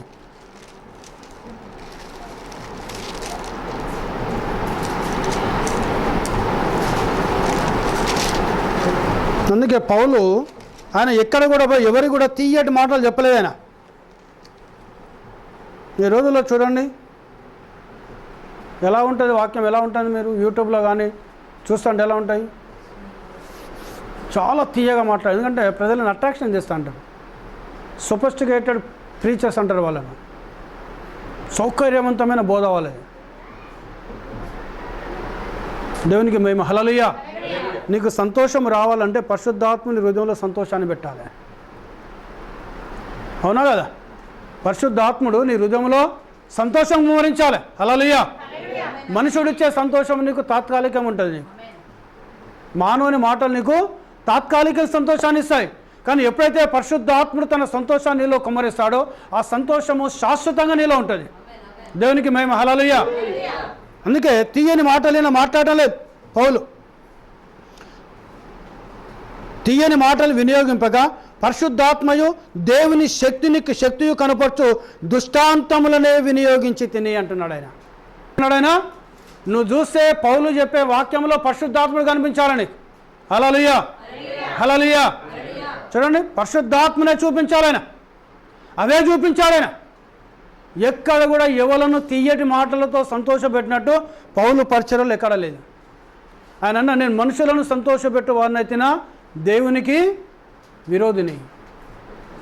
యేసు ప్రభువు చెప్పాడు తెలుసా అండి, మనుషులు మిమ్మల్ని పొగిడినప్పుడు మీకు శ్రమ. ఈరోజు చాలామంది నన్ను పొగిడాలి, నన్ను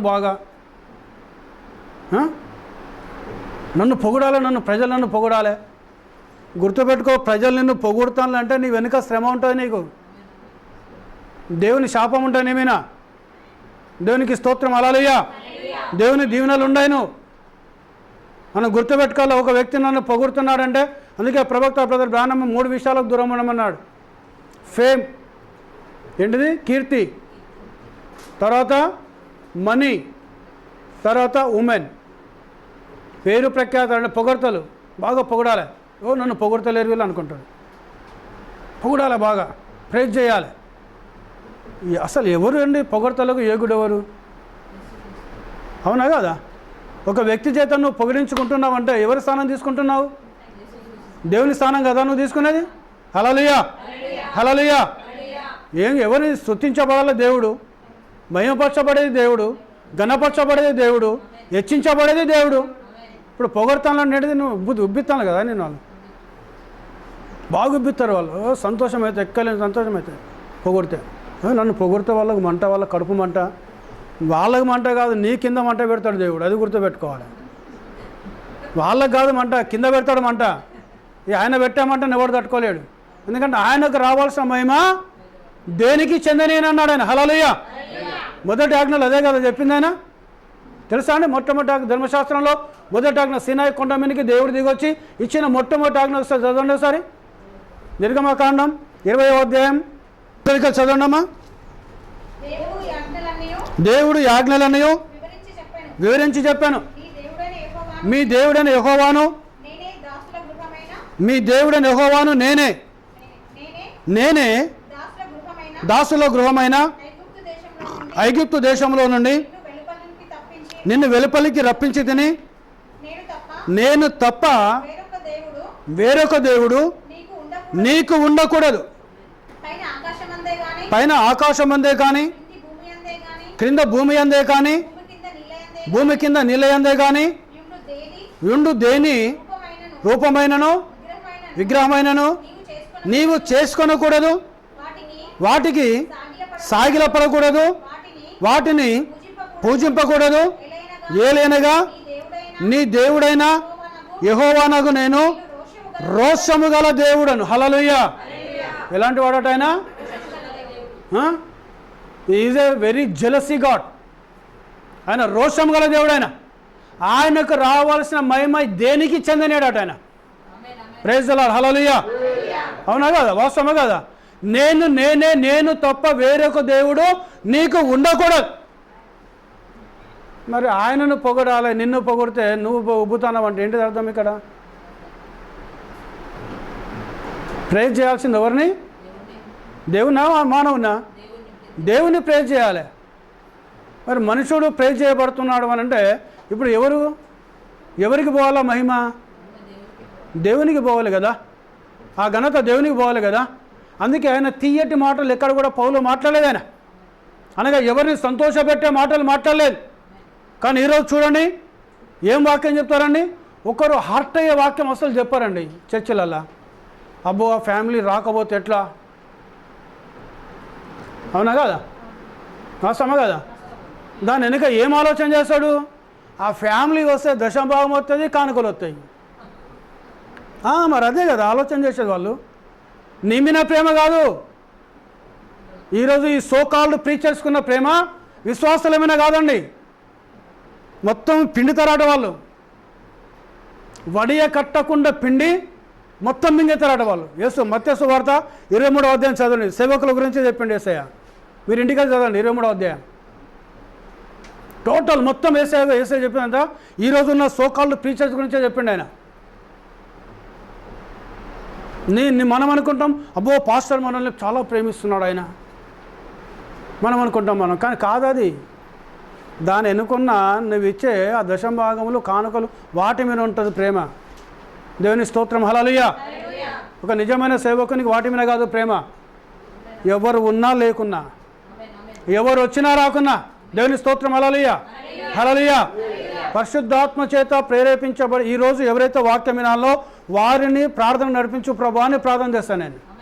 దేవుని స్తోత్రం. హల్లెలూయా. నువ్వు ఎవరినైతే వాక్యం నడిపిస్తావో వారిని తీసుకురా ప్రభా. ఎవరైతే వినకూడదని ఉంటుందో వాక్యము వారిని రానియకు ప్రభా. దేవునికి స్తోత్రం. హల్లెలూయా. ఎవరినైతే ఏర్పాటు చేశాడో వారే వస్తారు. ఆయన జనకత్తు పునాది వేయబడంకు ఎవరైతే వాక్యం వినాలనుందో వాళ్ళే వస్తారు ఇక్కడ. దేవునికి స్తోత్రం. హల్లెలూయా. అవునా కదా? అలా చేయాలి నువ్వు ప్రార్థన. అబ్బో ఆ ఫ్యామిలీ రాకపోతే ఎట్లా? వెనుక ఏం ఆలోచన ఉంటుంది నీకు బ్యాక్గ్రౌండ్లో? ఆ ఫ్యామిలీ మీద ప్రేమ కాదు నీకు. ఈరోజు ఉన్న వాళ్ళందరి మీద ఇదే డబ్బు మీద ప్రేమ. యేసయ్య మీద కూడా ప్రేమ కాదు వారికి. ఎందుకంటే లవోదీక సంఘకాలంలో మనం ఉన్నాం. లవోదీక సంఘకాలంలో ఏమని చెప్తున్నాడు ప్రవక్త? నేను ధనవంతుడను, ధనవృద్ధి చేసుకొని ఉన్నాను, నాకేమీ కొదవలేదు. హల్లెలూయా. అవునా కదా? ఒక 50 సంవత్సరాల క్రితము సంఘాలలో డబ్బు లేదండి. కానీ ఎవరున్నారు సంఘాలలో? పరిశుద్ధాత్ముడు ఉన్నాడు. హల్లెలూయా. హల్లెలూయా. దేవునికి మహిమ కలుగును గాక. కానీ ఈరోజు ఏమున్నది? సంఘాలలో డబ్బు ఉన్నది కానీ పరిశుద్ధాత్మ లేడు. దేవుడు ఉన్న కాడ ధనం ఉండదు, ధనం ఉన్న కాడ దేవుడు ఉండడు. మీరు రాసి పెట్టుకోండి. మీరు ఉంటుందా? ధనం ఉన్న కాడ దేవుడు ఉంటాడా? ఉంటాడా అండి? ఉండడండి. ఒక వ్యక్తి సిరికిను దేవునికి ఏకకాలములో దాసునిగా ఉండలేడు అన్నాడు ఆయన. 2 పడవల మీద నువ్వు ప్రయాణం చేయలేవు. ఒక కాలు ఈ పడవ మీద, ఒక కాలు ఈ పడవ మీద ప్రయాణం చేస్తావాను. దేవుని స్తోత్రం. హల్లెలూయా. సిరికిను దేవునికి దాసునిగా ఉండలేడు. ఉంటే నువ్వు సిరికన్ను ఉండాలి, దేవునికి అన్ను ఉండాలి. దేవుని దగ్గర ఉంటే డబ్బు ఉండదు, సిరి ఉంటే దేవుడు ఉండడు. ఇక్కడ డబ్బున్న సంఘంలో దేవుడున్నాడు, దేవుడున్న సంఘంలో డబ్బు ఉండదు. దేవుని స్తోత్రం. హల్లెలూయా, హల్లెలూయా. డబ్బు లేదంటే మనం ఎవరి మీద ఆధారపడాలి? దేవుని మీద ఆధారపడాలి. ఆయన వైపు చూడాలి. దేవునికి మహిమ. హల్లెలూయా. దేవునికి ఘనత. కష్టాలు ఉంటాయి, భయంకరమైన కష్టాలు ఉంటాయి, చాలా వేదనకరమైనది, బాధకరమైన కష్టాలు ఉంటాయి. కానీ దేవునికి స్తోత్రం, దేవుని కృప మనతో ఉంటుంది. అవునా కదా? ఉంటుందా? ఉండదా? దేవుని కృప ఉంటుంది మనతో. హల్లెలూయా. ఇక్కడ ఏమంటున్నాడు ఆయన? నేను తప్ప వేరొక దేవుడు నీకు ఉండకూడదు. ఆ పైన ఆకాశం అందే కానీ, కింద భూమి అందే కానీ, భూమి కింద నీళ్ళ అందే కానీ ఉండు దేని రూపమునైనను విగ్రహమునైనను నీవు చేసుకొనకూడదు. ఇక దీన్ని ఏం చేసినారు? క్యాథలిక్ మొత్తమే తీసేసారు దీన్ని. దేవుని స్తోత్రం. హల్లెలూయా. ఏ విగ్రహాన్ని చేసుకోవద్దు, దేనికి సాగిలపడద్దు, దేన్ని నువ్వు పూజించద్దు అన్నాడు దేవుడు. దేనికి సాగిలపడకూడదు, వాటికి సాగిలపడకూడదు, వాటిని పూజింపకూడదు. దేవునికి మహిమ. హల్లెలూయా. దేనికి నువ్వు ఈవెన్ నా ఫోటోకు నేను మొక్కొద్దు. నేను అది విగ్రహమే కదా, అవునా కదా? దేవునికి స్తోత్రం. హల్లెలూయా. అందుకే మోషే అన్నాడు, ప్రభా ఒకసారి నీ రూపం చూపించరాదు అన్నాడు. చూపించండి అని చూపించాడా మోషేకు? ఆ బండ సందులో ఉండు, నేను నిన్ను దాటి వెళుతున్నప్పుడు నా కుడి హస్తం ఏమైనా పెడతాను, నా వెనుక పార్శ్వం నువ్వు చూస్తావన్నాడు. హల్లెలూయా.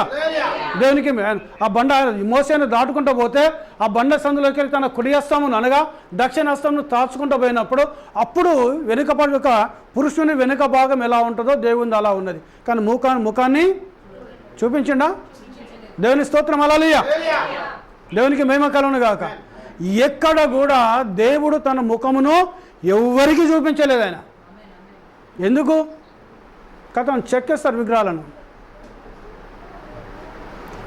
ఎందుకు అనంటే మన దేవుడు అనే మాటకు 7 అర్థాలు ఉంటాయి. దేవుని చిత్తం మీద నేను చెప్తాను. నేను అందులో ఆయన ఎవరైనా సృష్టికర్త, హీ ఈజ్ ద క్రియేటర్. అవునండి, హీ ఈజ్ ద మాస్టర్. అంతేనా? క్రియేటర్ అంటే సృజించేవాడు. అందుకే దేవుడు తన మానవుని హస్తకృత్యములతో సృజించబడాడు. అబ్రాహాము, దేవునికి మహిమ. హల్లెలూయా. ఆయన ఊరు అనే పట్టణంలో జీవించాడు. ఆయన వాళ్ళ నాన్న ఏం చేసేవాడు అనగా కర్రలకు ఒకరోజు ఈయన పోయినట్టు అబ్రాహాము పోయి కర్రను కొట్టుకొచ్చిండు. ప్రవక్త బ్రదర్ చెప్పాడు, ఇది నేను చెప్తలేను. నేను ఒక కర్రను కొట్టుకొచ్చిండు. ఆ కర్ర వాళ్ళ నాన్నకిస్తే ఆయన చేసి ఒక విగ్రహం చేశాడు, దానికి ఇంత నూనె పోసాడు, బలిపీఠం కట్టాడు. బిడ్డ ఇది మన దేవుడు అని మొక్కినాడు. ఎన్ని సంవత్సరాలకు వచ్చింది ఆలోచన? 75 ఇయర్స్కి వచ్చింది ఆయనకు ఆలోచన. నేను కొట్టుకొచ్చిన కర్ర, మా నాన్న దీనికి కళ్ళు పెట్టిండు, ముక్కు పెట్టిండు, తల పెట్టిండు, కాళ్ళు పెట్టిండు, చేతులు పెట్టిండు, దాన్ని నూనె పోసిండు, ఒక బలిపీఠం కట్టిండు. ఇది ఎట్లా దేవుడు అవుతాడు? అసలు ఈ సృష్టికి దేవుడు అనేవాడు ఉన్నాడా అని ఆలోచన చేసుకుంటే అప్పుడు 70 సంవత్సరాల వయసులో దేవుడు వచ్చినతో నేను నిజమైన దేవుణ్ణి, ఈ సృష్టికి నేను కర్తను. నేను అబ్రాహాముకి ఎలా కనిపించాడు? ఒక మానవ రూపంలో కనిపించలేదు, ఒక వెలుగు. దేవునికి స్తోత్రం. హల్లెలూయా. దేవుడు ఎలా కనిపించాడండి ఆయన? అందుకే పౌలమని అనాది కాలంలోకి వెళ్ళి దేవుడు మర్మముగా ఉన్నాడు. దేవునికి స్తోత్రం. హల్లెలూయా. ఆయన మర్మముగా ఉన్నాడు. ఆయన ఒక వెలుగుగా కనిపించాడు. ఆయన కనిపించి ఈ సృష్టికి నేనే కర్తాను, నేను ఈ సృష్టిని నేనే సృజించాను నేను అని చెప్పిన వెంటనే నేను నీకు చూపించు దేశానికి నీ తల్లిని తండ్రిని నీ స్వస్థనంలో వదిలేసి నేను చూపించు దేశాన్ని నువ్వు ప్రయాణమే వెళ్ళమన్నాడు. ఆయన లేచిండు, తన తండ్రితో చెప్పిండు, తన భార్యతో చెప్పిండు, ఈ కర్రలతో చెప్పిన ఇవి దేవుళ్ళు కాదు, నిజమైన దేవుడు నన్ను దర్శించాడు, ఆయన నాతో మాట్లాడాడు, ఇదంతా వదిలేస్తున్నాడు, ఆయన చూపించే మార్గం వెళ్తానని వెళ్ళాడు. ఆయన అప్పుడు ఆ తండ్రి కూడా నేను కూడా వస్తా కుమారుడా అంటే మానవుని చేతులతో మలచబడిన ఏ విగ్రహము కూడా దేవుడు కాదు. హల్లెలూయా. హల్లెలూయా.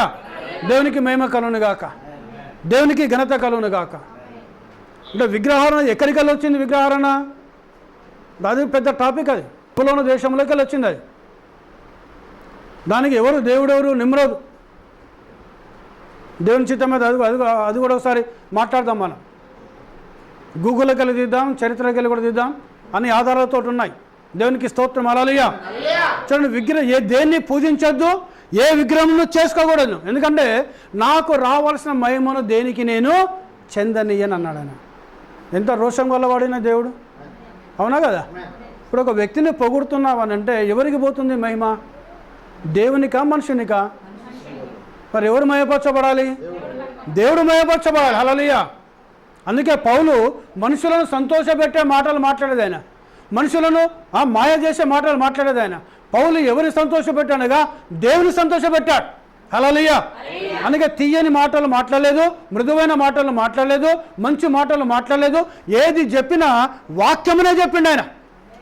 దేవునికి స్తోత్రం. హల్లెలూయా. ఇంకొక మాట చూద్దాం మనం. అపోస్తలుడైన పౌలు కొలస్సీయులకు రాసిన పత్రిక, దేవుని వాక్యమును అనగా యుగములలోను తరములలోను మరుగు చేయబడి ఉన్న మర్మమును సంపూర్ణముగా ప్రకటించుటకు మీ నిమిత్తము నాకు అప్పగింపబడిన దేవుని ఏర్పాటు ప్రకారము నేను ఆ సంఘమునకు పరిచారకుడనైతిని. హల్లెలూయా. దేవుని వాక్యం ఎట్లా ఉన్నదట? యుగ యుగములలోనూ తరములలోనూ మరుగై ఉన్నది దేవుని వాక్యం. మరుగనగా దాచిపెట్టబడింది, అంతేనండి, అవునా కదా? దేవుని వాక్యమును అనగా యుగములలోనూ తరములను మరుగు చేయబడి ఉన్న మర్మమును. హల్లెలూయా. అందుకే యేసు ప్రభు ఏది బోధించినా ఉపమానాలే బోధించండి ఆయన, అంతేనా కదా? ఉపమానము లేకనే ఏది బోధించలేదు. దేవునికి స్తోత్రం. హల్లెలూయా. ఉపమానము లేక సరే చదవండి, మార్క్స్ వార్త 4వ అధ్యాయం 30వ వాక్యం చదవండి. 30 యేసు ప్రభు బోధించింది ఎట్లా బోధించాడు ఆయన? మార్క్స్ వార్త 4వ అధ్యాయము 34. మార్క్స్ వార్త 4వ అధ్యాయం 34. ఉపమానము లేక వారికి బోధింపలేదు కానీ ఒంటరిగా ఉన్నప్పుడు తన శిష్యులకు అన్నిటిని విశదపరచను. హల్లెలూయా. యేసు ప్రభు అన్నీ ఉపమానంగానే చెప్పిండు ఆయన, కానీ ఒంటరిగా ఉన్నప్పుడు తన శిష్యులకు అన్నిటి మర్మాలను ఉపమానం యొక్క అర్థంను బయలుపరిచిండు ఆయన. హల్లెలూయా. అందుకే ఇక్కడ దేవుని వాక్యము యుగములలోనూ తరములలోనూ మరుగు చేయబడిన మర్మం. అంటే యుగ యుగాలలో తరాలలో దేవుని యొక్క వాక్యం ఎలా ఉన్నది? మరుగు చేయబడక మర్మముగా ఉన్నది. ఈ మర్మమును దేవుడు అపోస్తలుడైన పౌలుకు బయలుపరిచాడు ఆయన. హల్లెలూయా. హల్లెలూయా. సో ఈ వాక్యం వచ్చే వారం మనం దీన్ని కంటిన్యూ చేద్దాం. మనం దేవునికి మహిమ కలుగును గాక. చూడండి, ఇక్కడ యుగములలోనూ తరములలోనూ మరుగు చేయబడి ఉన్న మర్మం అనగా దేవుని యొక్క వాక్యము మర్మముగా ఉన్నది. దాన్ని పౌలుకు బయలుపరిచాడు దేవుడు. దేవునికి స్తోత్రం. హల్లెలూయా. హల్లెలూయా. పౌలుకు బయలుపరిచాడు తప్ప తక్కిన అపోస్తలులకు ఎవరికి బయలుపరచలేదు. దేవునికి స్తోత్రం కలుగును గాక. ఆ సంపూర్ణమైన మర్మాన్ని బయలుపరిచాడు ఆయన అపోస్తలుడైన పౌలుకు. అందుకే ఆయన అనేక పత్రికలు రాశాడు, అవునా కదా? పాత నిబంధన గ్రంథంలో ఎక్కువ అధ్యాయాలు రాసిన వ్యక్తి మోషే. కొత్త నిబంధన గ్రంథంలో ఎక్కువ పత్రికలు రాసిన వ్యక్తి అపోస్తలుడైన పౌలు. మోషేకున్న ప్రత్యక్షత అగ్నిస్తంభం యొక్క ప్రత్యక్షత, పౌలుకున్న ప్రత్యక్షత అగ్నిస్తంభం యొక్క ప్రత్యక్షత. అవునండి, ఇద్దరిని కంపేర్ చేసి మనం. మోషే కూడా ఎలాంటి వాడు? ఐగుప్తు దేశంలో సకల విద్యల్లో ఆరితేరిన వాడు మోషే. పరో తర్వాత పరో కావాల్సిన వ్యక్తి ఆయన. క్రీస్తు నిమిత్తం అదంతా పెండగొప్ప సమానం అనుకున్నాడు. పౌలు కూడా ఎలాంటి వాడైనా తన సమాన వయస్సులో ఆయనంతటి పాండిత్యం గలవాడు ఎవడు లేడు. హల్లెలూయా. హల్లెలూయా. అవునండి, క్రీస్తు నిమిత్తం ఆయన కూడా అదంతా కూడా పెండగొప్పతో సమానంగా అనుకున్నాడు ఆయన. దేవునికి మహిమ కలుగును గాక. హల్లెలూయా. అందుకే సంపూర్ణంగా దేవుని యొక్క మర్మము తరతరాల్లో యుగ యుగాల్లో మరుగు చేయబడిన మర్మమును అపోస్తలుడైన పౌలు తన పత్రికల ద్వారా ప్రపంచానికి తెలియజేసిండు ఆయన. హల్లెలూయా. హల్లెలూయా. అందుకే ఈరోజు టైటిల్ అనగా గాడ్స్ మిస్టరీ, దైవత్వం యొక్క మర్మం. దేవుని మర్మం లేదంటే దేవుని మర్మం. ఈరోజు ప్రజలకు కూడా అదే విధంగా ఉన్నది. వారికి అర్థం కావట్లేదు దేవుడు అంటే. దేవునికి ఈరోజు మనకు అర్థం కావాలి, మనం అర్థం చేసుకోవాలి. కానీ దేవునికి స్తోత్రం, హల్లెలూయా. ఎక్కడికి వెళ్ళి తీసుకోవాలి మనము? మనకి ఏమిచ్చాడు దేవుడు? వాక్యంనిచ్చాడు. వాక్యంలో ఎక్కడ తీయాలి మనం? దేవునికి స్తోత్రం, హల్లెలూయా. వేరే దగ్గరికి వెళ్ళి మనం తీయాల్సిన అవసరం మనకు లేదు. ఏ వాక్యంలో అయితే దేవుడు ఇచ్చాడో ఇందులోకి వెళ్ళే ఆ మర్మం ఏంటో బయలుపరచబడాలి. ఆ మర్మను బయలుపరిచాడు ఈ కాలానికి వచ్చిన ప్రవక్త ద్వారా. దేవుడు ఇది నాకు దేవుడు బయలుపరచాడని నేను చెప్తే అది తప్పవుతుంది. ఏలియా ఆత్మ ద్వారా, ఏలియా శక్తి ద్వారా ఈ లోకానికి ఒక దేవుడు తన ప్రవక్తను పంపించాడు. ఆ ప్రవక్త వర్తమానాలు చదవటం వల్ల ఆ ప్రవక్త చెప్పిన వాక్యమును చూసి, వాక్యమును బైబిల్లో ఉందా లేదా చూసి రూఢిగా తెలుసుకున్న తర్వాతనే మనం నమ్మాలి. మనం హల్లెలూయా. దేవునికి మహిమ కలుగును గాక. యుగములలోనూ తరములలోనూ మరుగు చేయబడిన మర్మం ఏంటిదట? దేవుని వాక్యం. ఆ మర్మమును సంపూర్ణంగా విశదపరిచాడు అపోస్తుడైన పౌలు. దేవుడు అందుకే యేసు ప్రభు కూడా ఉపమానము లేక దేన్ని బోధించలేదు. కానీ ఒంటరిగా ఉన్నప్పుడు ఉపమానాలన్నీ కూడా తన శిష్యులకు విశదపరిచాడు ఆయన.